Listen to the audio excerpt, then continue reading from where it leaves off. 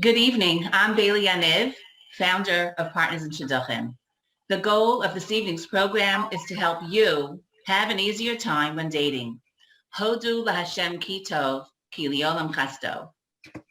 Dating can be so frustrating. Sometimes it is waiting for the phone to ring with a suggestion. Other times, the dates themselves can be challenging. At Partners in Shidduchim, we strive to go above and beyond to help you help yourselves. We focus on empowering you to get to the Chuppah. So tonight, I'm pleased to present two exceptional women professionals who have helped many people get through communication challenges when dating. They will give you great advice and suggestions. Dr. Devorah Samet holds a doctorate in clinical psychology from Long Island University Post and has over 25 years of experience treating behavioral and social disorders in children, teens, and young adults. Her extensive clinical training included Columbia University and Long Island Jewish Hospital physicians, Northwell Health, among others. She currently maintains a private practice in Brooklyn, New York. Aleeza Ben Shalom is a professional dating coach, in-demand speaker, expert author, and marriage-minded mentor founder. Aleeza and her team guide singles through the steps to become engaged, regardless of age, affiliation, or stage in life. A regularly featured expert in the media, Aleeza's relationship advice has appeared everywhere, from BBC World News to NPR to Aish.com to Partners in Shidduchim. She trains dating coaches and matchmakers and has helped hundreds of singles manifest their soulmate. I would like to take another moment or two just to tell you about Partners in Shidduchim. You will walk away tonight with a valuable resource. Partners in Shidduchim is a worldwide Shidduch network, free and available to singles like you and parents and family and friends who sign up to advocate for a single by creating the singles profile. The system is for singles and those that advocate on behalf of the single. A parent, a friend, a neighbor, someone in your life that cares about you. Instead of waiting for the phone to ring, we encourage everyone to take advantage of this service and search, contact, and make a match for themselves or for a single they know. We invite you to go to our website, join by creating a singles profile. A photo and last name are optional for those who seek to keep their information more private. It is done in a tznius, modest way and allows you to expand your reach. You can view thousands of potential matches once you are approved. I want to remind you that tomorrow night begins Rosh Chodesh Shvat, and Tu B'Shvat is known as the day for Shidduchim. And I would like to wish each of you the greatest bracha to start the new month off on a new path, a month of joy and simcha, not only in finding your zivug, but with a straightforward approach to getting there. And that's what we'll be doing tonight to help you have an easier time in dating. Dr. Samet, Aleeza, take it away. Aleeza, do you want to get the, welcome the people and get them on board and find out where people are from? Hi, everybody. Thank you so much for joining us. We are really excited that you're here. For anybody who is live with us, please, in the comments, tell us where you're from and maybe what you're hoping to learn from being here with us. Oh, could my You froze for a second. Volume be lowered? I could lower my volume, sure. I would love to say thank you for coming, and we are very excited to be with you here tonight. Is one of the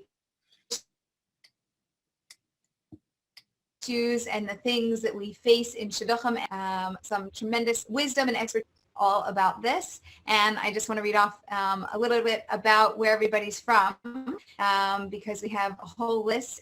And I see also some people are sharing. I usually ask new friend or old friend, because it's, you know, is it somebody who's been here before or who's seen us or who knows us? So if you're writing a new friend or old friend, it must mean you've seen something that we've done. So I am going to tell you, we've got people from Far Rockaway and Passaic and New Jersey, and an old friend in Thornhill, Cleveland, Ohio.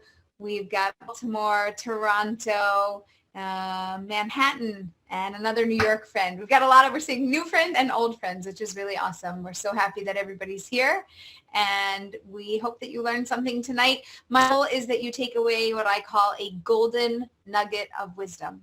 So I want you to have something that you will treasure. And even if it's just one teeny little thing that shifts what you're doing, by having a hyper focus on that, whatever that is, it's something that can carry you into 2021 with a renewed energy and with a focus on Shidduchim, and especially through Partners in Shidduchim, which is a great place for you to search for your soulmate. Okay, so may I turn it over to you, Dr. Net, and lead us away. Definitely. All right. So I'm going to share the screen. So hopefully people will be able to see us and the screen as well, so that they have the information. And we'll have to find out if we're going to share I'm willing to share the slides with people afterwards. So if people are interested, let us know and we'll be more than happy to share it. Okay, here we go. Okay, give me a second. And all right. So Aleeza, can you see the screen and the slides? Is that right? I can see the slides right now. And it's clear, correct? It's clear. Looks great. Fantastic. Okay, so today's topic is effective communication. And there's a neat mnemonic, the AEIOU communication strategy. Thank you again to Partners in Shidduchim for sponsoring it. And thank you, Aleeza, for joining me in this, because you're always exciting to have as a partner in a presentation. So what is the AEIOU communication strategy? Just so that I like to give credit where credit is due. Ellen Rader from Columbia University came up with this mnemonic, and so she created it, and we're going to learn about it in a moment. 1 second. For some reason it's not moving. Okay, here it is. Okay, so people have 3 styles of communication. What's your style? So I'll describe the 3 styles. We have a passive person or passive style, which means that we prioritize the needs, desires, or feelings of others while ignoring your own. So for example, you might be on a date and you're starving, and you think to yourself, should I ask him? Should I not say something? You know what? I'm not going to say anything. And meanwhile, you're like, okay, I hope I don't faint today, but you say nothing. You're prioritizing the other person's needs over your own. But what happens then when we do that consistently? We end up being taken advantage of. We suffer mistreatment, or we feel mistreated. And then at some point, there's resentment. Very often, people who are passive end up being aggressive. So just the nature of human beings. So at some point, they explode. So what's aggressive? Prioritizing your own needs over someone else. But how do you do it? You bully, you ignore the other person's needs. So what is that? What happens when you are aggressive? You end up getting what you want sometimes, but it's at the cost of a suffering and damaged relationship. So in this case, for example, aggressive might be, let's say, back to your starving. At some point you say, you're so inconsiderate. Like, what's your problem? I mean, couldn't you tell that I should have, we should have gone for food or something? Like, I'm dying of hunger. Wait a second, you never told me. But that's aggressive. Like, we yell and scream. All right, that's so that's for that. Assertive, the third style is assertiveness, respecting both your needs, desires, and feelings, as well as the other person's needs, desires, and feelings. And in that case, let's say, back to the same example, you might say to the other person, I'm not sure about you. I haven't eaten dinner yet. I'm starving. Is there something we can do? Because I don't know what you planned, but I love to get a bite of food or something. When you are assertive, it leads to compromise. You feel self-respect because you respected yourself, and it leads to healthy, respectful relationships. So ask yourself right now, what's your style? Think for a moment. Now, are you stuck with your style? Let's say you have a tendency to, be whatever it is, passive, assertive, aggressive. Are you well, if you're assertive, keep it up. But if you're aggressive or passive, you can become assertive. How? Learn the AEIOU communication strategy. And before we move on, I would like to give a plug for Partners in Shidduchim. Guess what? It's free. Who doesn't like that? And it was created to fill a need. Why? So many people say, I don't get any calls from Shidduchim, have a dry spell from Shidduchim, a dry spell, months I don't hear from anyone. There's no one out there. And guess what? There are people out there, but we don't know who they are, where they are. We haven't found them yet. And everyone can be a shadchan. With Partners in Shidduchim, the idea was, let's put people's profiles online, and family, friends, neighbors, anyone who knows, even the singles themselves, can go online, look at the profiles, see who's appropriate for them, think of a shidduch for someone else they know, and read it. And then we don't have to wait for the shadchan. We don't have to say, oh, there's a dry spell. We can take action. There are options on Partners in Shidduchim. There are options and ways to connect with a potential match. You can do it done in sneezed way. Some people want it done through a friend, another shadchan. That's a possibility. Some people want to be connected directly. Great, fantastic. So there are different options and ways to make people feel comfortable. And this is approved by Rabbanim. Lots of Rabbanim have approved this, idea. So kosher, wonderful. So, but it only works if all of us put ourselves online. We all have to put our profiles online. Like, it reminds me of like Tu B'Av, where people came together and all the ladies, all the guys, and they all met in one place. They put themselves out there and they hopefully found their matches. So, but we got to spread the word. There's a match for everyone. We just have to find one person, and if we all put our profiles and we don't say, oh, let the other person put their profiles, I'll look at people's profiles. Well, guess what happens? You're not there and you're potentially not letting other people find you. So sign up, very important, sign up. All right. Just because I speak the red and green language and it sometimes falls into my lingo, let me quickly introduce it to you. So it's based on the traffic light. Red light tells the cars to stop. Red behaviors need to stop. Green light tells the cars to go. Green behaviors need to keep going. And yellow light tells us to slow down. Yellow's for the emotions in our heart that we have to pay attention, slow down for them. Otherwise, we act impulsively because of our emotions. So when I say something is a red behavior, just think, oh, stop, don't do that. Green, go, do it. And yellow, slow down for your emotions. Now, I'm going to be teaching you the AEIOU strategy. And Aleeza, you kindly said a nugget. We just need a nugget. So it's wonderful to learn this AEIOU method, but we've got to change our behavior. Knowledge about the method doesn't necessarily result in a change in behavior. What are the 3 steps to change any behavior? Number 1, self-awareness. Know what you're doing in the moment. Like, how am I speaking right now? How is my face presenting? What's my body language? Be aware of that. Number 2, do a self-assessment. Is my behavior right now effective or ineffective? Is it helpful or hurtful? And finally, then and only then can you use self-control. You can decide, okay, I'm doing the greens and now I'm doing the reds. Why is this important? Because again, you're going to learn about the AEIOU strategies. Some of them are red, some of them are green. Be aware of what you're doing in the moment. Is it a red or is it a green? Assess the behavior. Is it working for you in this relationship or not? And then decide how you want to proceed. And I love how everything is color coordinated here. I think it's great for memory and also moving ahead when you're in the moment. You're like, wait, red, green, where am I? What's going on? And as soon as it's red, it's like, oh, okay, I have to deal with it. And if it's green, it's like, good, I got this. I can keep moving. So I love the visual of that. Thank you. Thank you. Now, by the way, if someone raises their hand, is there something we can do about it so that we can, answer people? Like, how do you want it? How do you like doing it? Like, if people have questions or comments? Aleeza. So if anybody has any questions, they put the questions, there's a Q&A box. If you're on a computer, it's at the bottom. There's participants Q&A and chat.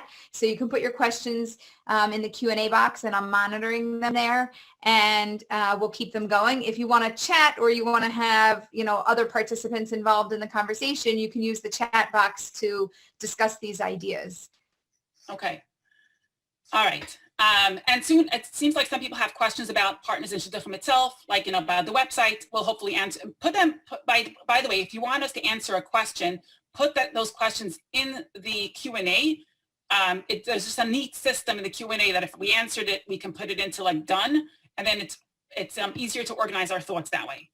So yeah, and a lot of people, they want a recording. People are requesting, and the slides for anybody who's here. They're requesting that we email those out.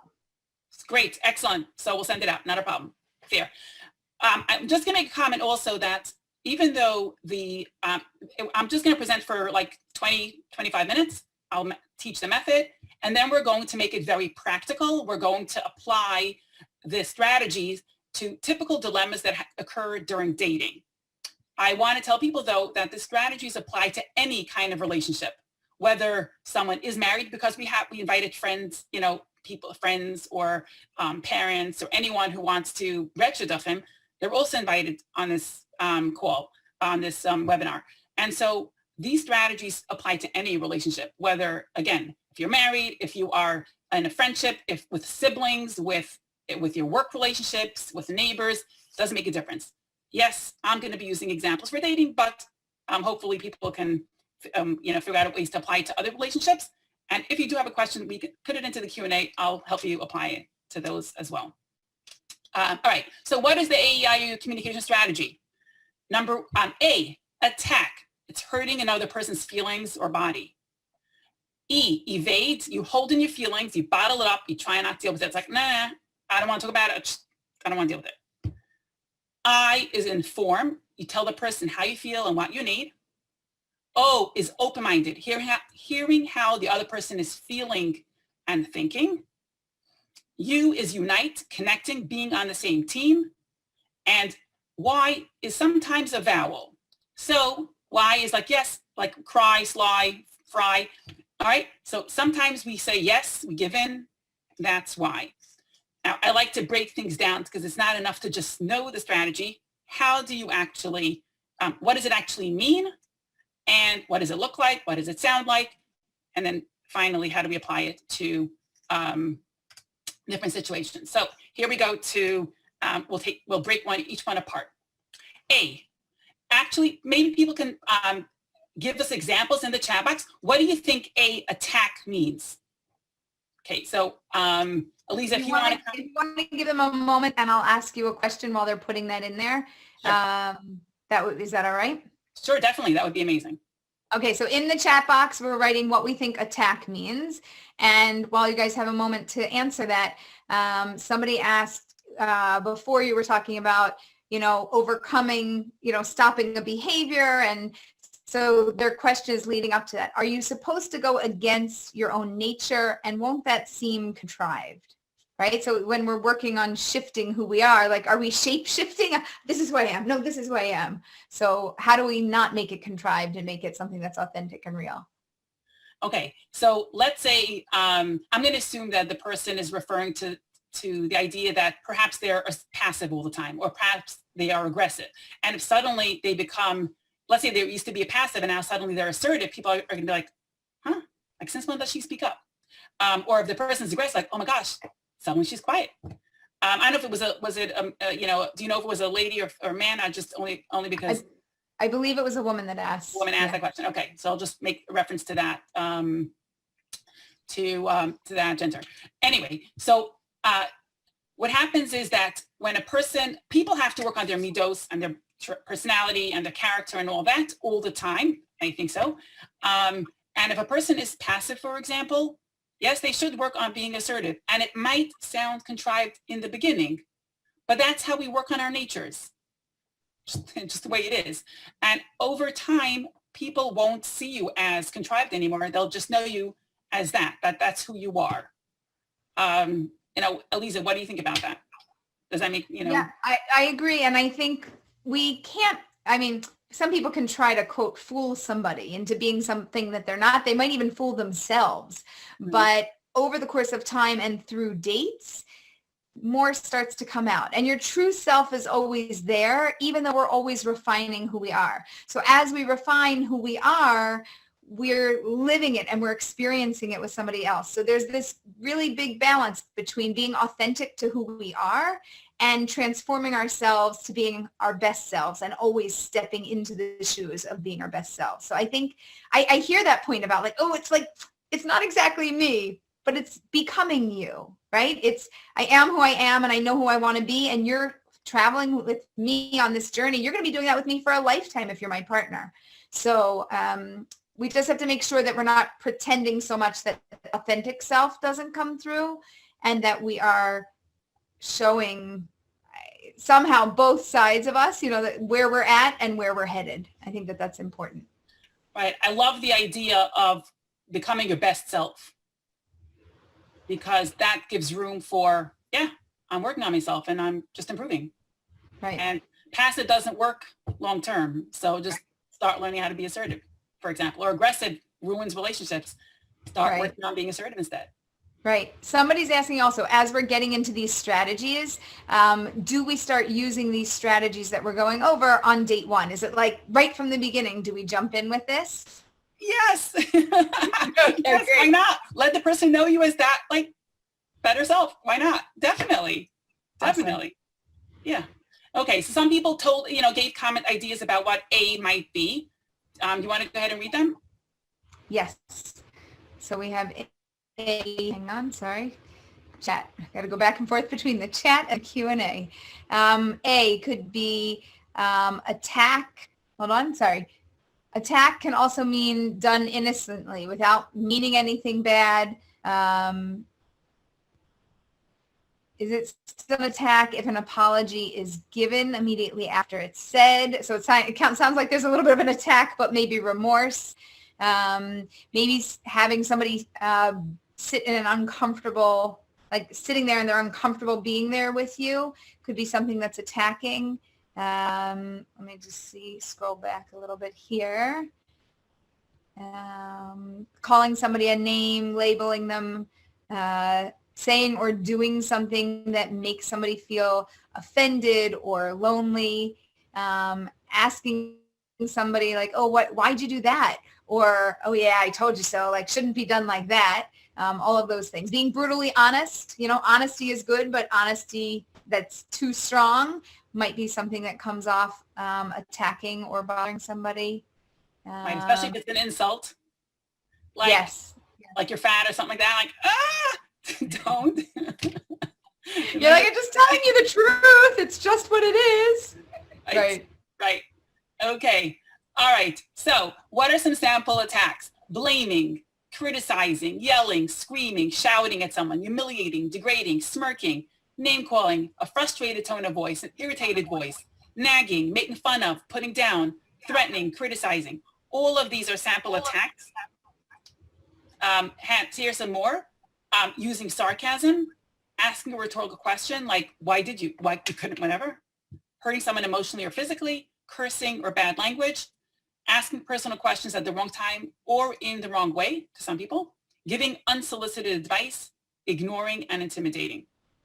Now, by the way, I recognize that in certain circumstances with certain people, some of these behaviors might be okay, and in some cases they are not. Like sometimes they're perceived as an attack, sometimes not. We have to be wary or be aware rather of the circumstances, the situation, the person, the setting, and all that. Okay, another person said playing tricks on someone or lying. Excellent, those are attacks too. Beautiful. Thank you everybody who shared, thank you. Okay, we love participation. So here are some sample A statements. What's wrong with you? You're just like your father. Did we talk about it? Why can't you do what I'd say? What's your excuse reason this time? I told you so. Next time, learn to be more organized. Next time, listen to me. I thought we spoke about this before. Well, if you called me enough time in advance, this wouldn't have happened. I didn't think that was called young. I think you deserved it. I'm not young. I'm talking to you. I'm just saying what it is. You should have. Are you stupid? You know better than that. What do you think you're doing? Okay. Any questions so far? Ooh, no, but I do not like that, and I do not want to land on a date with somebody who has that personality. You know, that one that all of a sudden you're sitting there and your arms crossed and the body language, it's like back off, or you just start to back up your chair and you sit further back, because I want to stay as far away as possible from people like that. Yeah. Now, yes, someone said like those are off the charts. It's true. And sometimes they're milder and like, you know, the snide remarks, and they're more subtle, but they're equally attacking. Yeah. Okay. Now, what are the consequences of attacking? So this is the attack, defend spiral. What happens if you notice, it starts off small and it gets bigger and bigger and bigger. We attack someone and they're hurt by it, but they don't say anything. In an effort to defend themselves, they attack you right back. And so they attack you, you feel attacked, you defend yourself by attacking them. And it might be a harsher comment. And it goes round and round and around. And before you know it, you have a nice big explosion. Lots of attacks going back and forth. Why is it important to recognize the attack defense spiral? Because if you're feeling attacked by someone, ask yourself, is it possible I may have attacked the person and that's why they're responding this way? Again, sometimes some people are just like attacking, that's how they talk, and you don't have to trigger them or offend them. But sometimes, especially if you're with a gentle person, a calm, gentle person, if they're suddenly making a nasty comment to you, ask yourself if you attack them. I was taught this method when I was 17, and I used to be very blunt. And when my teacher, Marilyn Ailes, taught it to me, she said, and she pointed out to me, wait, maybe that blunt comment that you did not intend to hurt anyone with was attacking to them, and that is why they responded by attacking you right back. So this is an important one. Recognize it. Instead of getting angry at the person, ask yourself, did I attack them? Maybe, and that's why they're responding this way. So the attack defense spiral. How do people react when they are attacked? They fight back, or they might feel sad, gloomy, embarrassed, or rejected. They might become defensive. What does it look like? They keep quiet, they feel sad, they cry, they yell back, they attack back, they criticize back, or they roll their eyes. That gives you the feedback that maybe you just attacked someone. Okay. Any questions? Should we answer any questions about the attack before we move on to E? To evade? Yeah, let me see if there's anything that's relevant here. So this says, if a guy insists on not dating a girl, are there tips for her not to seem too aggressive? I'm trying to figure out the question here, but I'm told keep getting people, just to give it a try. So if somebody seems a little bit aggressive and you're like, look, I don't want to go out with you again, but other people are telling you, no, look, give them another chance. You should try again. Everybody's like, oh, no, try again. So do we try again then, or are we not in the position to try again because this is somebody who has concerning or attacking behaviors, and that's something that we should be concerned about? You're on mute, so just pop off mute. So I'm just, hold on, no. For her tip, not to seem too aggressive. Okay, so it's not, I don't know, I don't think the question is that the guy happens to be aggressive. It's just that it would be aggressive of the girl if she runs after the guy. I think that's what the question is asking. I think so. So the question again is, if a guy insists on not dating a girl, and is it aggressive for the woman to keep pursuing him anyway? Well, it depends on how it's done, I think, right? Like if she's like, you're such an idiot, like you don't know what you're missing. I'm the best thing since sliced bread. That would be an attack. Evading would be, okay, we'll learn about the other strategies soon. You know what? Let's save this question for a little later, because it'll be a good idea about how, it's an example, we can do an example of how to apply the AEIOU. Okay. And they want to know from the guy's perspective and also from the girl's perspective. Okay. We'll have to, okay, great. Excellent. Okay. It's a good question. I like it. So let's move on to E, evade. All right, here we go. E, evade. Oops.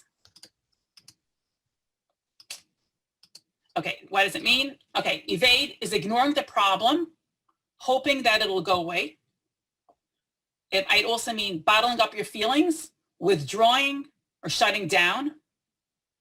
just being sad and like, meh, meh. Or postponing and taking action and trying not to deal with it. Like, you know what? I don't want to deal with it now. I want to deal with it never. And that's it. That's another way to evade. What does it look like? Not saying anything, crying or sulking, but not talking, having a grumpy face. So that's E, evade. What are some sample E statements? So, you look sad, you look like something is wrong, but you say, everything's fine, nothing's wrong. I'm fine, I'm fine, I'm fine, I'm fine, leave me alone, it's fine. I don't care, I really don't care. You wouldn't understand anyway, what's the point? It's none of your business. It's none of your business. Okay, so these are sample E statements. Well, perhaps people can write down some other examples of E, evade in the meantime. So while we do that, we can answer some other questions, Aleeza, perhaps. Okay. Is there any other questions? Yeah, there was just a question about partners in Shidduchim specifically, just about the database, which I think we should save till the end. And somebody else is asking, what about dealing with Shadchanam? Unfortunately, many times I've been misunderstood by Shadchanam, especially through WhatsApp, or where there's no voice or there's no tone, there's no body language, and it's kind of burned bridges. So I think this is really about nonverbal communication, maybe written conversation, text conversation. If we put something in all caps, it sounds like somebody's shouting at you. But if I don't put it in all caps, but you miss a comma somewhere, or your tone doesn't translate well, or you're not the best writer where you can't get it across, how do we deal with that? Right. Great question. Also a great question. The question again, is there an option to contact the person, to meet them via Zoom? Nowadays we do Zoom, or to speak to them on the phone perhaps, so that you don't miscommunicate, and then clarify that. And actually, to the person who asked that question, pay attention to the O open, and because that will give you some tools to speak to the shadchan about any miscommunications, perhaps. Okay. So It sounds like save text messaging for something technical, short, a little detail, but not conversation. For conversation, pick up a phone, get on the Zoom, take the conversation to make it a verbal one, so that we don't have text misunderstandings, and just save text for technical things. Excellent. Awesome. Okay. So we didn't get any comments about the evading, maybe because I shared them too fast. But what are the consequences of evading? The other person may not know how you feel. They may assume it truly doesn't bother you, and they'll continue doing the text, not because they want to attack you, but they don't realize they're really hurting you. Also, the consequence of evading is that there's only so much a person can hold in. At some point, we explode and become aggressive. The intensity of the explosive reaction may be the sum total of many days, months, and years of hurt. The explosion may appear to be a gross overreaction and totally inappropriate. But where did it come from? It's because the person evaded, shut down. And at some point, we can't handle it anymore. So don't evade either. Doesn't work. Okay. And so someone asked the question, is there a fine line between not saying something to someone in order not to offend them or make them feel more nervous? So is that considered evading? If it impacts you in a negative way and you're going to at some point explode from it, then that's evading. Say something, you'll have to figure out the fine line, a balance of how to say it with an I, O, or U. But if it's something that the person can't change, there's nothing to be done about it, and you can learn to accept it. And sometimes in life we do have to do that. Then yeah, maybe don't say anything. Assuming again, you're not going to explode at some point. So it sounds like as long as we don't bottle it up, and as long as we don't hold it inside, and it's not like, oh, I should have said something, but I'm holding back. I'm doing the right thing by holding back. It's more like, no, this is just who they are. I can handle it. It's not something I need to deal with. I'm going to pick my battles. This is just not one I need to deal with. If I'm neutral or feeling parv about it, I can just let it go, and I don't have to bring everything up that comes to my mind. But if I feel like I'm really holding back, then I need to find a healthy way so that I'm not evading the conversation. Excellent.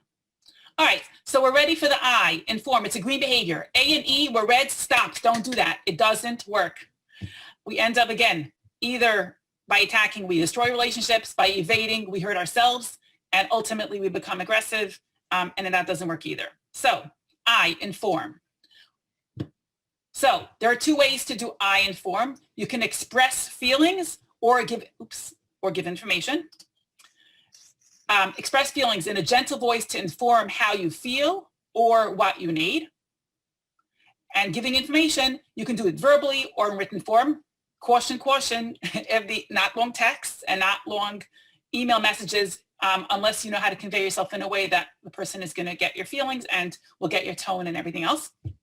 Sometimes that's actually written form is sometimes an effective way. But again, be careful with recognize is the tone coming through the way you want it to. So you give information about what happened, how you felt, your reasons, your position on a matter. And what happens when you give information and you express feelings? It reduces or prevents the possibility of attacks and evades because you're attempting to resolve the problem initially. Like you're not waiting for the problem to get really big. You're trying to deal with it and let the other person know what, how you feel and what you need. It also lets the other person know how their words and actions are affecting you. They might not know. And when it comes to dating, we all come from different backgrounds. And sometimes like we meet people who like, by then it's customary to speak, to yell or to, curse or something like that. But you may have come from a background where it's like, oh, terrible. Let the other person know how you feel and see how they respond to that. So can people put in the chat box different ways to inform, some examples of doing that before we go on to our own examples? And in the meantime, and I can tell you from working with clients, I've had people have to deal with uncomfortable situations where they might say, I'm feeling uncomfortable and I need you to dial it back a little bit, tone it down. I see you're really excited about this, but it's making me a little bit nervous. I'm feeling uncomfortable and I need you to tone it down. So I love the I feel I need where if you just remember like golden nugget of wisdom, I feel, I need, plug in those two things and then you can say something. But after you say I feel, don't say something that you think.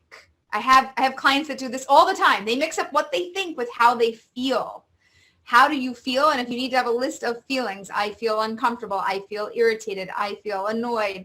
I feel, we're going to have them. They're coming up. I feel scared, mad, fearful, jealous, right? Whatever you're feeling, make sure it's a feeling and you're not telling somebody, well, I think that you're doing this and I need you to do that. It's not I think I need. It's I feel I need. And I'm really stressing this because I hear this so often where people do not stay in line with feelings and because it's so uncomfortable to be in an uncomfortable feeling that I don't even want to tell you how I'm feeling. So I just want to stress that I feel I need, those are your two powerful punch words. Fantastic. And along those lines, I love what you said because I was going to say that and it's like perfect. Thank you for sharing that. Sometimes people think that they're saying a feeling, but meanwhile they're sharing a thought. Like they say something like, I feel like you're absolutely nuts. Or I feel like you don't know what you're talking about. The minute you add the words like or that after the word feel, you've already shared a thought. In order for a feeling to actually be a feeling, it has to be I feel, and look at this list. Scared, mad, fearful, jealous, confused, overwhelmed, frustrated, nervous, tired, disappointed. Here's some more. I feel rejected. I feel respected, compassion, shocked, surprised, hopeful, helpless, hopeless, lonely, whatever. It has to be like I feel and one of these kinds of feeling words, not I feel like you're crazy. You know what? That's the biggest tip. I've never heard that one, by the way, where it's I feel and then you have to have a feeling. No words in between. Just right into it. Brilliant. I love it. Okay. So here are some sample statements, I statements. Expressing feelings. I feel embarrassed when I feel uncomfortable when I felt dismissed because even after our lengthy discussions, you still did such and such. I'm so hurt that this happened. Would you be able to, or by the way, I should give a plug to one of my clients who said to me, I reviewed the list and like to make sure it's like fine-tuned or like a right tone. And she added some of these things. Would you be able to, or can you please do this? It's important to me. It would really, really be helpful if, I would really appreciate it if you did this for me. It means a lot to me. So here we're sharing feelings and needs. Great. Thank you to my client. Here are some sample yellow feelings. I feel all these feelings. Not I feel like. So I feel all these different feelings. Remember to use that. Here are some more sample yellow feelings. Some more I statements. Here, if you're giving information.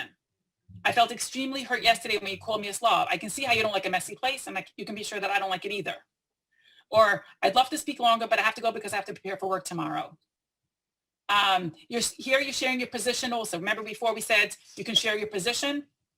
Right here, your reasons, your position. When we do that, people feel less, less insulted, or like they understand why, they get your perspective. Super important. They'll judge you, they won't take it personally. They'll say, oh, okay, legit reason. How do you avoid explaining yourself? Because sometimes I love also, let me give you context for why I'm saying this. Let me explain it. And then some people are like, oh, you don't have to justify. I'm like, no, it's not a justification. It's for information so you can process. So I like what you're saying here, but I don't always get that reaction from other people. Sometimes they're like, you shouldn't have to explain yourself. How do we combat that? So it's a balance between defending yourself versus explaining yourself. Now, some people always feel like, okay, they're going to be attacked, so they defend themselves. And I think like in a healthy relationship, you should be, let's say you're coming home late, you should tell your partner why. You should tell your spouse like why you're coming home late, or you're coming late to work. You should tell your boss, oh, there's a responsibility that you have. You tell your boss, I'm going to be late tomorrow morning.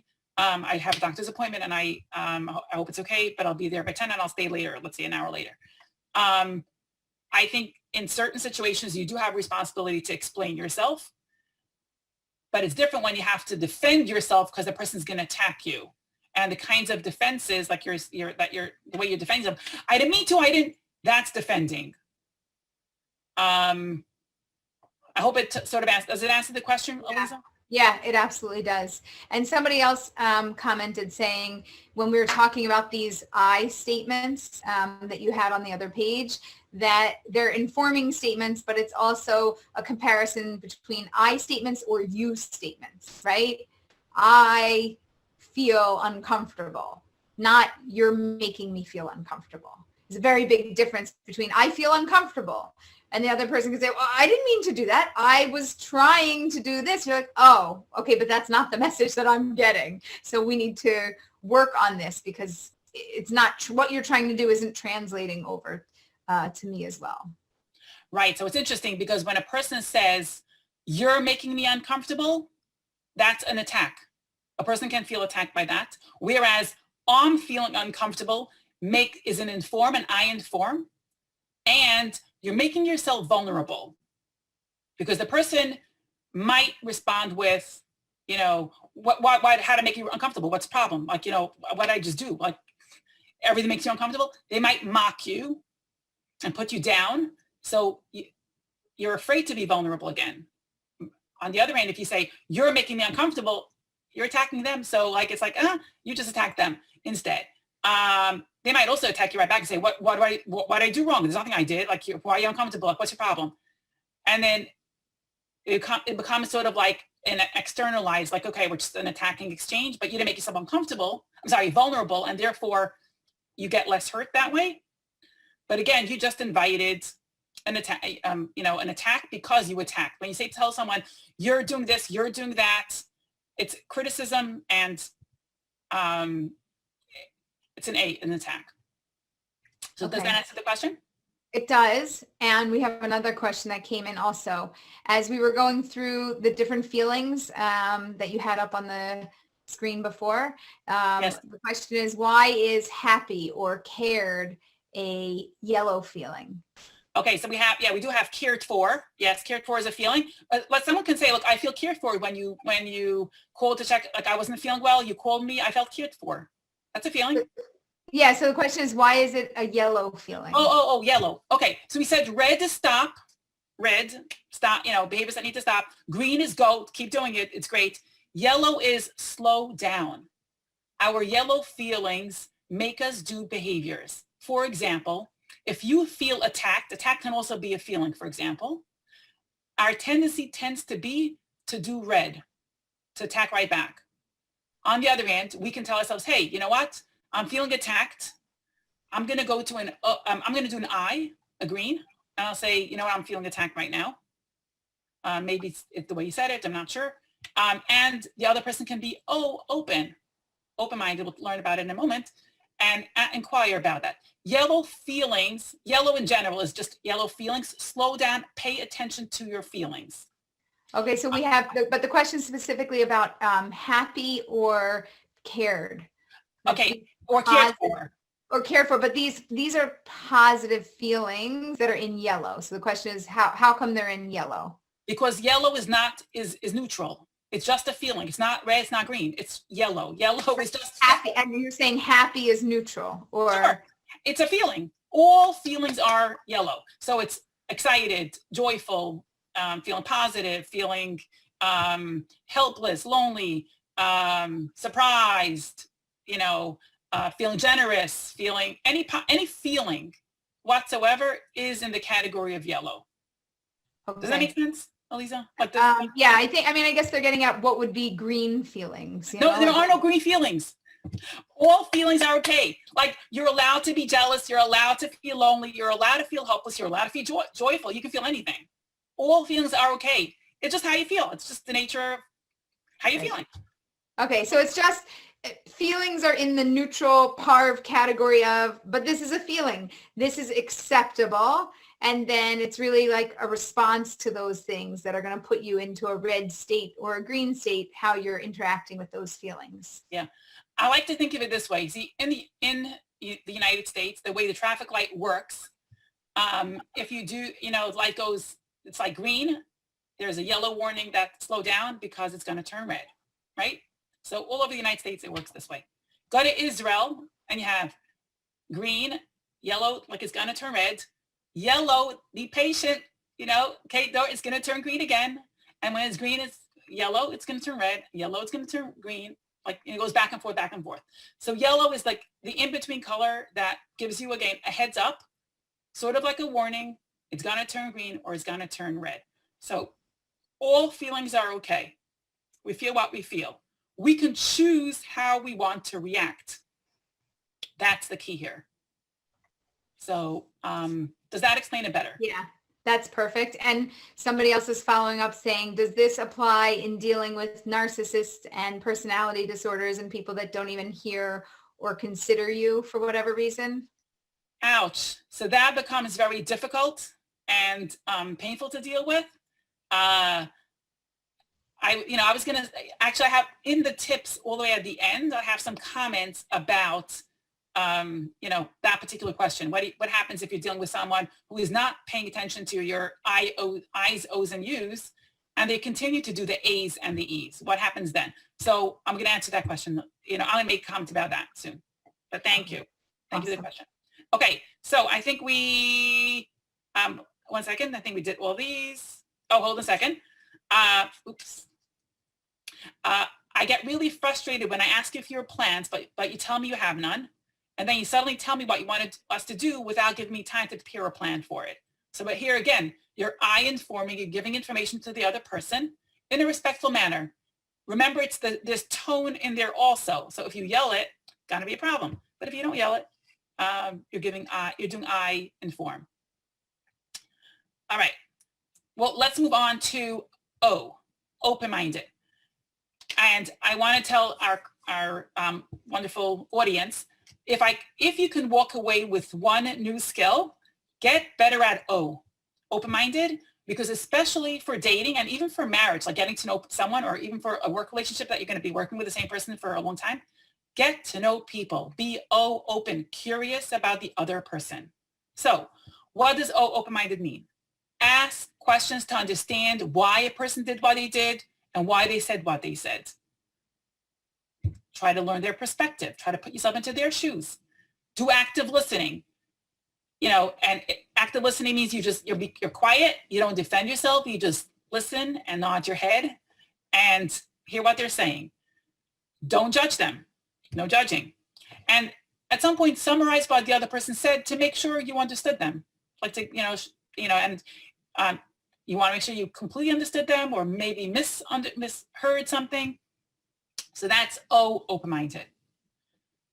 Here are some examples of O statements. I'm wondering why you did that or said that, or I'm curious about I notice every time you eat, you always put the salt here. I'm wondering why you do that. You're just curious, no criticism, just curiosity. Or are you okay with talking about this topic? I'm not sure why that is, but maybe you can help me understand this. I tried calling several times and I couldn't reach you. I'm curious. I'm wondering what happened. I'm trying to understand why you got all upset yesterday.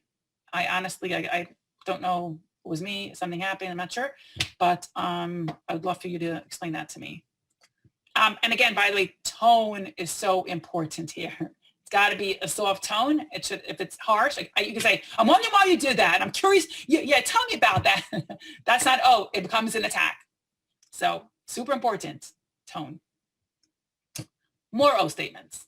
I noticed that you picked me up 2 hours later that we'd originally planned. I'm sure something must have happened. Do you mind sharing with me? Or I can see something is bothering you. If you're comfortable, can we discuss it? We were supposed to talk on Friday. Did something happen? I see you're not interested in that. Can you tell me why? Or what do you think about that? You know what I notice about all of these? So there's people that are direct and then there's the indirect, right? So for people that are normally direct, these type of statements, they feel very comfortable with this. But for anybody who's indirect to be so bold, so forward, even though this is an open statement, even though this is creating space, and I've had to train myself to practice being direct because my nature is to be indirect. I always talk about this when I'm doing webinars because my co-host, she does them and she's direct. She says it like it is. And I'm like, wow, you have such a skill at doing this. She's so open. She's got all these O statements. And me, I'm like, yeah, okay, I would dance around the topic. It would be like, oh, you were late. I mean, you sure everything okay? I was a little worried, right? But to be so direct to say I noticed you were 2 hours late than we planned and I'm sure something must have happened. Do you mind sharing with me? For me, I have to train my brain to think like that because that does not normally just come out of my mouth. So do you notice that people who are direct or indirect have, an easier or more difficult time with these types of things? Definitely. Excellent point. And sometimes people think, oh, I could never be I can never do these old statements. I'm just not that type of person. And I'm super convinced that if people are given enough examples and they practice it, they can become comfortable. Even sometimes people look at me like, oh, for sure, she's always like that. No, I wasn't. I happened to have an easier time being, more direct with children. I've always been very assertive with kids, but not with adults, not with anyone I saw as an authority figure ever. Today, I've gotten much better at it. But I'm the kind of person, give me a lot of these examples, sample statements, tell me how to say it. And then at some point I can generate more on my own. So that is why I gave a lot of samples here. I love them. They're so helpful. Thank you. And hopefully soon we're going to model different scenarios and how to apply it and people can quickly jot down sample statements, O statements. Yeah, somebody else is also saying, depending on how this is said, this could be taken as something that's passive aggressive, right? So it might not be soft enough or direct yet sweet enough that it just sounds a little passive aggressive, but that might also be tone. Definitely.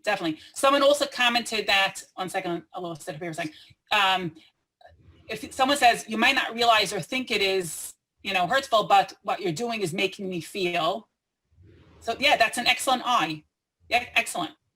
This is making me feel such and such. So you make me feel vulnerable. That's an I in form. You may not realize, and you might not realize is while you're giving information, you might turn that into an O and ask the person, I'm just curious, like when you say that, what are you thinking? Right. And I might take out the "you're making me feel" because that's pointing the finger and being aggressive, and say, I'm feeling, and I was curious about this because I'm not feeling so comfortable right now. Excellent. Love it. Love it. You're making yourself more vulnerable, but again, that's more attractive, and regardless. And hopefully, again, you're with a safe person who will respect that. And later we'll talk. If you're not with a person who's respectful of that, what do you do then? Okay. All right, let's continue on over here. You commented on the I's versus you statements. So we're good. Somebody else said sometimes I use these sort of opening lines and people see straight through it. Are there any ideas or tips? So I don't know, see straight through it. By me, you want to know what's going on and you're asking and you're trying to be direct about it. I don't know how you would respond to that, but I don't necessarily get the see straight through it. Like, I just want to know what's going on. Yeah, exactly. Yeah, it's like, like when we teach people how to validate and suddenly like they're using the validating statements. Oh, you're trying to validate me. It's like, yeah, I'm trying to validate you because I really think that what you're saying is an important thing. Yeah. Right. If it's right. So I guess if it's genuine and it comes from the heart, as opposed to you're sitting there and you're like, what are my lines? What do I say? What am I supposed to rehearse? Oh, I forget. And you're like focusing on just getting it right, as opposed to the words coming from the heart. I think that can come across very differently to somebody. Yes. Correct. All right. There's another comment over here, a little longer one. Do you want to? Yeah, it says, I could see that people who are comfortable with the direct way of remarking, let's say they tend to be attacked, like, they tend to use attacks. So maybe they have a more aggressive style. They might have an easier time using those statements to conceal their attacks. Ouch. Even while using a soft tone. Ouch, ouch, ouch. Couldn't there be another strategy to get information without expecting the person to answer the question? Definitely. If you can, when you give an O statement, you can say something like we had it before. I'm not sure. One second here. This one. Are you comfortable talking about it? Can we discuss it? Do you mind sharing with me? And if the person says no, I'm not. I'm not really comfortable with that. Respect it. Say okay, not a problem. When you'll feel comfortable, let me know. Or let's say you see a person is looking sad, and you're saying, "Did something happen? You look sad. Like, can we talk about it?" And the person's like, "No." And they say, okay, I'll respect it. And when you're comfortable, please let me know. I'd love to learn what happened. And again, if you mean it genuinely, the person's going to realize that. So you're being direct and you're also giving space for the person to say no, and you're respecting it. They're not comfortable talking about it. Respect that. I hope that answers the question. Does that make sense? Fantastic. Okay. All right, let's move on to unite. Okay, at the end of the day, we want to unite. We want to be a team. We want to find our bashert, and we want to be on the same page. So how do we do that? What does unite mean? You connect with the other person. You find common ground. You're on the same team. You resolve problems together. And one of the ways that you're doing unite is you use words such as let's, we, us, together. That shows uniting. Now, here are some sample use statements. What do you think we can do to make this work? And we have the words we in there. Or let's think of something that both of us can agree to. Or we need to come up with a solution because it can't go on like this.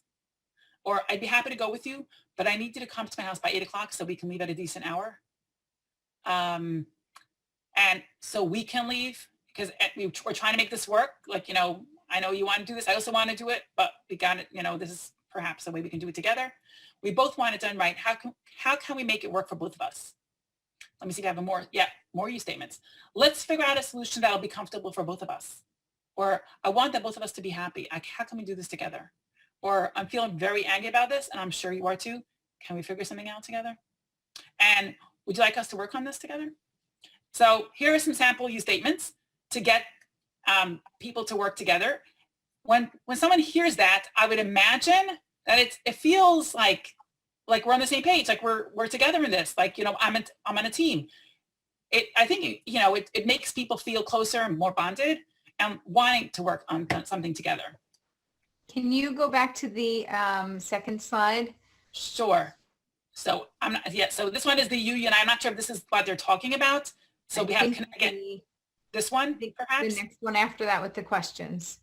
Okay. What do you think we can do to make this work? Yeah, so leave that there for a minute. I love all the we, the us. When I hear that, it's automatically like, oh, it's you and me. Like I'm not alone. Okay, she meant the slide before. Go back to the slide before. Okay. Yes, not a problem. I love all the you and us. And I often, when I work with clients and singles and we're working through the process and I ask them, well, what are we going to do about it? And every once in a while, somebody will say, you mean, what am I going to do about it? And I'm like, no, you're not in this alone. I'm with you. We're here. We are going to do something about this. And I notice it makes you, first of all, it makes you not feel alone. Second of all, you're not alone. If I'm here to support you, no matter who I am in your life, or if I'm asking about us or we, how are we going to do this? Automatically, it's like this. It's like glue that binds us together, and it feels so good and so connected. I would love to hear that from my partner, the person that I'm dating, especially as dating gets to, not the first few dates, but the further along that you get, when you start using the us and the we language, those really do unite. They really do bring a couple together, and it helps you to get over that. Okay, we are getting to that step of engagement. We are talking about our future. We are planning on the things that are coming up, and it's really amazing. So I love the us and the we statements. Right. I also would imagine that it's quite comforting if someone tells you, let's work on this together. Let's figure this out. It's like, oh, I'm not alone. Somebody's there to support me. Wonderful. Amazing. So, my husband and I, when we were first married, we had this big issue. Everybody has their explosive issue, whatever it is. And there was this big issue. And I'm thinking like, I don't know what to do about this. And he looks at me with the sweetest look. And he said, I don't know what's wrong. And I don't know when or how we're going to solve it, but we'll figure this out. Maybe today, maybe tomorrow, next week. I don't know when, but we're going to figure this out. I will tell you, I was done. The issue was, I don't even remember what the issue, like we were over it because all he said was the we and together it wasn't you have a problem, I have a problem, I don't know what to do. There was nothing that separated us. It was just, we're going to figure this out. And by saying that, not that the problem melted away or disappeared, but I felt empowered that I had a partner that I was going to work on this together with. And it didn't matter how long or what we were going to do to fix it. And we didn't have a clue what to do to fix it, but we knew we were in it together to do it together. And it was the best thing he could have ever said. Right. It's a Tzaras Rabbas Chatzi Nechama, that if you, like, it's a shared problem and there's, it's comforting. Yeah, there's no word, right? Less of a burden, much less of a burden. Totally. Such a relief, right? Not to be alone. Yeah. Yes. That's what we all want. We want partners who are going to be there, who are with us and share our journey and support us and comfort us. It's like not being alone. It's amazing. Yeah. That's what we're trying to do. Unite. Okay. So we had the you statements. We did that. And all right, let's go to the final one. Why? Yes. Sometimes we say yes, you give in and you agree. Okay. You know what? What does a why statement look like? All right, I'll do it. Not a problem. Sure, I get it. I'm convinced. I agree. I understand. Sure, not a problem. Those are the why statements. And okay, all right. So that's for the AEIOU and sometimes why strategy. Now, I would like to take actual dilemmas right now and apply the AEIOU and sometimes why to these dilemmas. So I'm going to stop the sharing for now, and we can go to the dilemmas. Do you have them with you, or the dating dilemmas? Actually, Aleeza, I have a good one. Yeah, if you have it, I don't have it right here. I have the other screen up. Not a problem. I'm going to actually, you don't see my screen right now, right? Correct. Okay, good. Okay, I have this one. Okay, find it now. Let's say a shadchan calls you with a lousy recommendation. They call you they saw your profile on Partners in Shidduchim, and you're like, what? This is what you're recommending to me? Okay, you have several choices. You have A, you can say, how ridiculous, like, what? Do you know anything about me? Like, you know who she is? Like, what, how did you, like, you know, where do the two of us get together kind of thing? Okay, that's an A, attack. You do that, people are not, you know, the shadchan might very well might say, you know what, this is not a person that I want to, you know, Shidduchim to. Okay, A, don't do that, attack. E, evade, you say nothing, and you're like, I don't know. Maybe if I don't answer, maybe they'll go away. Great, excellent. But then guess what happens if you don't answer? A shadchan says this person's not responsive, right? And it gets frustrating. So that doesn't work. Might not set you up again. Exactly. So that doesn't work. How about doing an I inform? You tell the person, you know, thank you so much for thinking about me. I don't think it's a match. I inform, I don't think it's a match. I don't think we're suited for each other.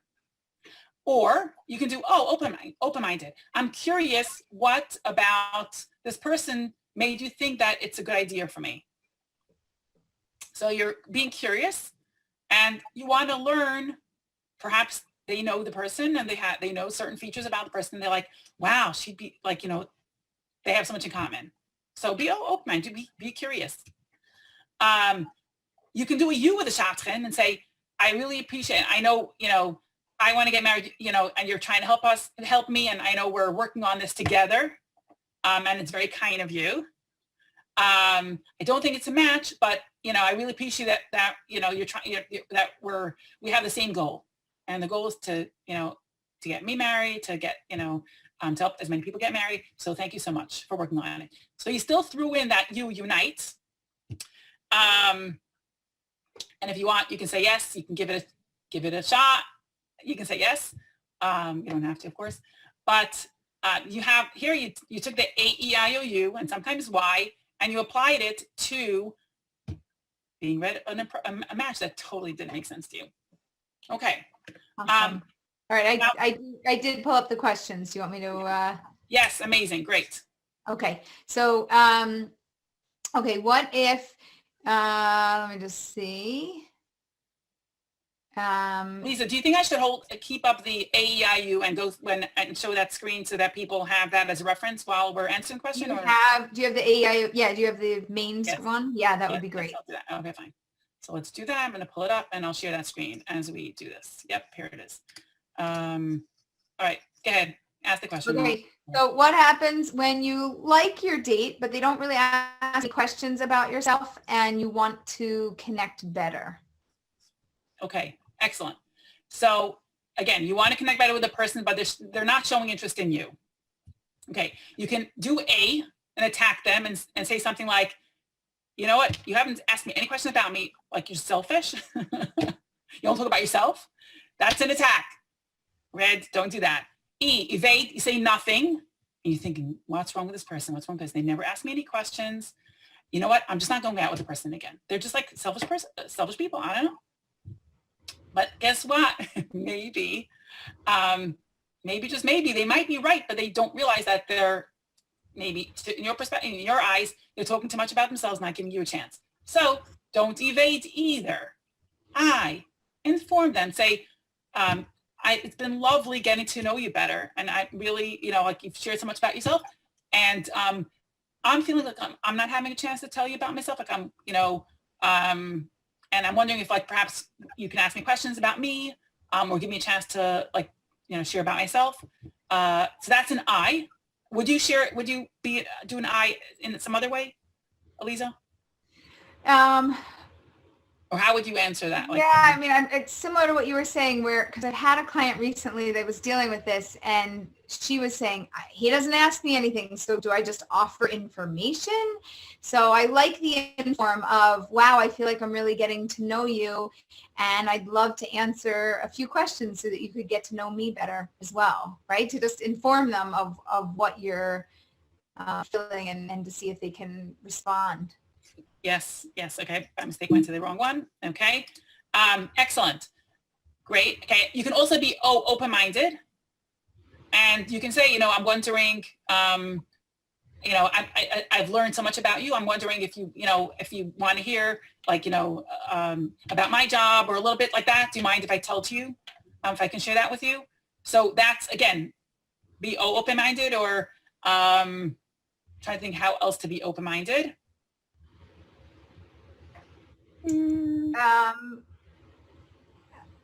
Yeah, it's a tricky one. I would like to say, hey, you're not curious about me? I want to share about myself a little bit. Hold a second here. Are you okay with me telling you a little about myself? Or about, I'd love to share a little bit about my, about this or that. Or I'm curious what else you'd like to know about me and what I can share so that we can connect. Yes. Excellent. Okay. Let me see if there's some other examples here. Okay. Right. Maybe you're nervous or inexperienced. Hold on. Daters, so don't judge them right away. Give them a little bit of time. Excellent. Love that. Start saying please send the slides afterwards. We need them. Yes, I'll do that. Not a problem. My pleasure. Yes. All right. So then we have unite.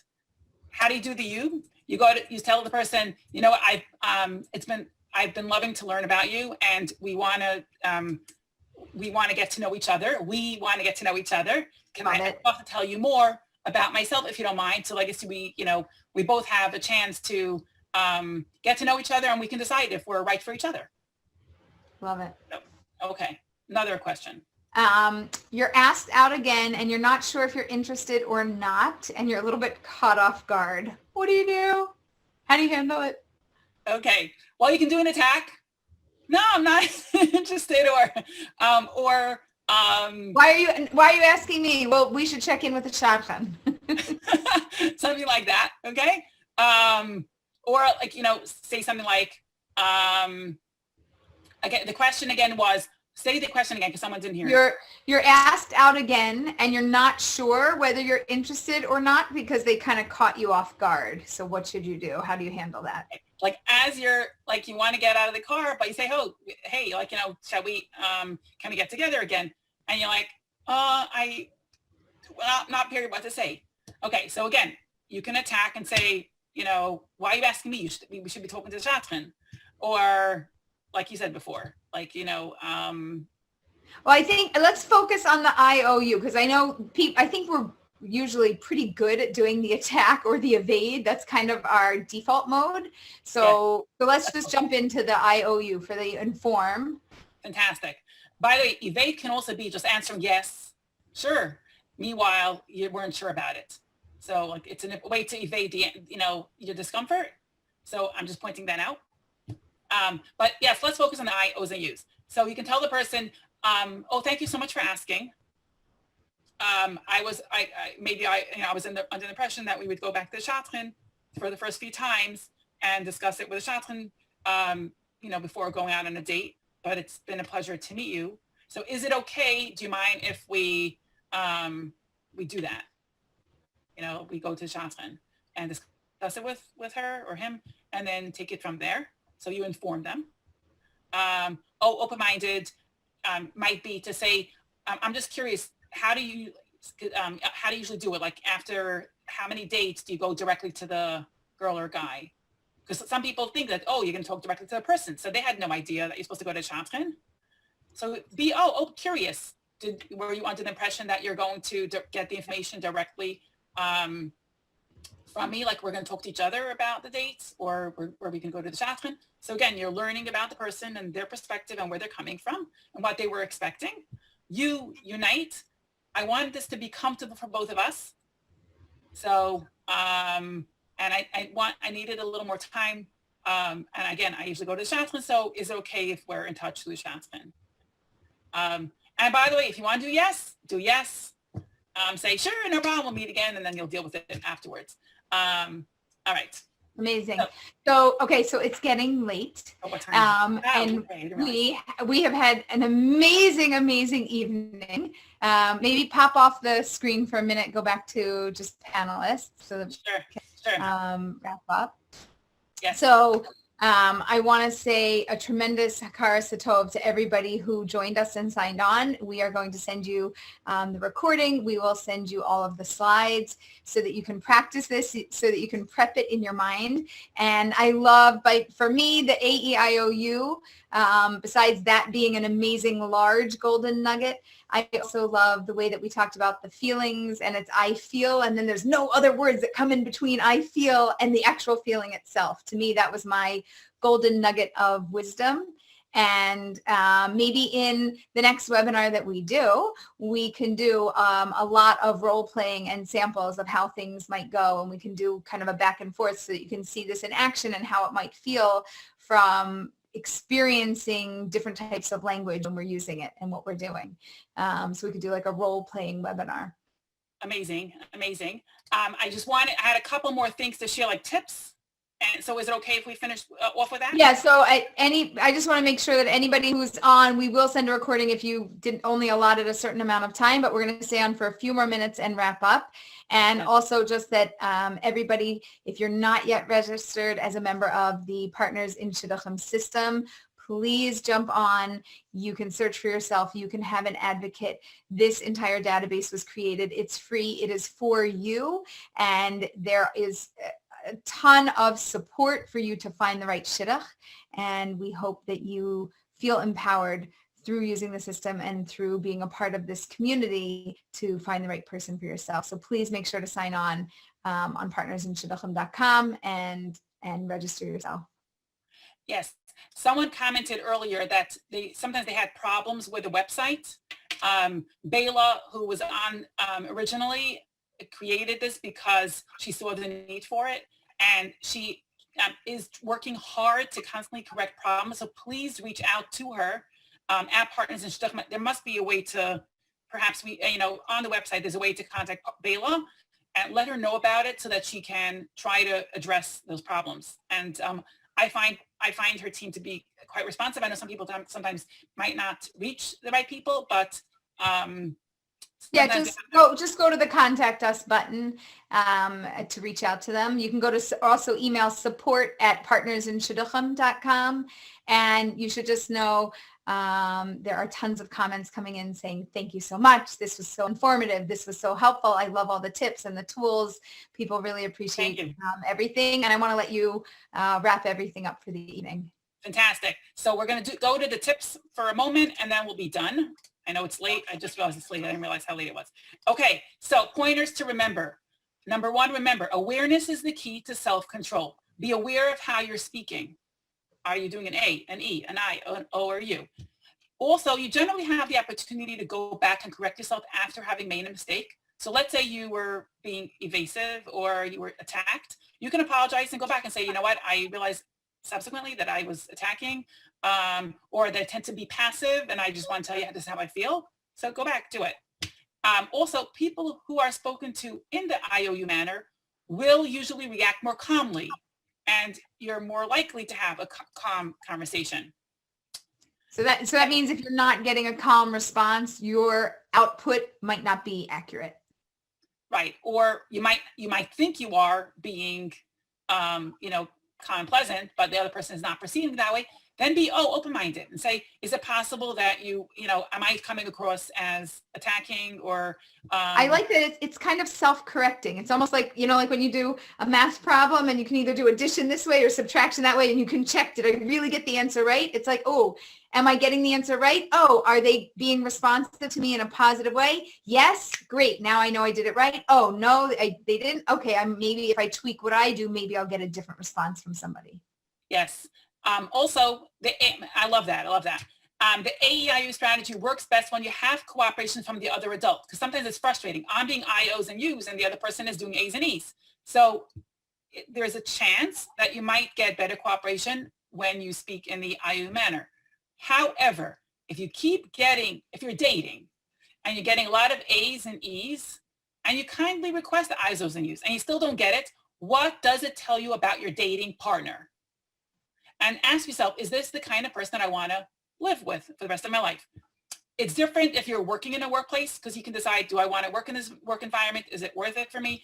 If you're married, you may have to go to, get professional help for that. But if you're dating and you're not committed to the person, ask yourself, is this how I want to live? So it also gives you information about, who you're living, what kind of person you're dealing with. But remember, just because someone, comes across as A's attacking, it might also be cultural. Find out, do the O's. Learn about the person and what their tendency is. Okay. Someone commented that they haven't gotten responses from their emails. We're going to give this information to the heads of Partners in Shidduchim. And thank you, everybody, for your wonderful feedback. Thank you. Thank you for joining and for participating. So glad to be here with you. Thank you for Partners in Shidduchim for putting this on, for bringing us all together and making this space so that we can learn more, so that we can get better results in dating, and so that we can work together and really take things to the next level so you guys can get over your hurdles and under the chuppah. And we should all be blessed to hear good news about all of the upcoming engagements and weddings that you will be having because you've met the right person. Thank you. Thank you all. All the best. Okay, have a great night.